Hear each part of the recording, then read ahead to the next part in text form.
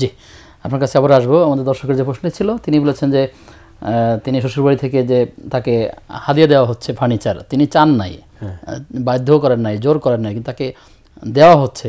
এখন এই গ্রহণ করাটা কি আসলে বৈধ হবে কিনা? এটাও কি যৌতুকের মধ্যে পড়বে? কেন ইয়ের মধ্যে পড়বে? কোনো অসুবিধা নেই, বরং শ্বশুরপক্ষ ভালো কাজ করেছে।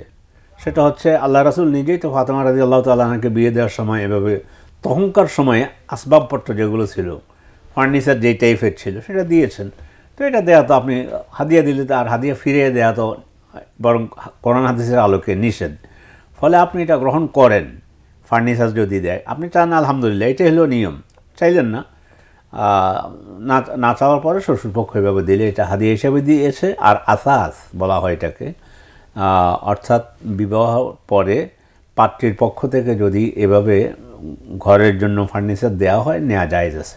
জি, কিন্তু কখনোই ইনিয়ে বিনিয়ে কিংবা অন্যভাবে বাধ্য করা কিংবা তাকে, না, সেটা তো করবেন না। উনি বলছেন আমি এটা করিও না, করেন না। জি জি, ফলে উনি নিতে পারবেন কিনা? সানন্দে নিতে পারবেন, এটা হাদিয়া দিচ্ছে আপনাকে শ্বশুরপক্ষ, অসুবিধা নেই। জি, আশা করছি বুঝতে পেরেছেন আমাদের ভাই।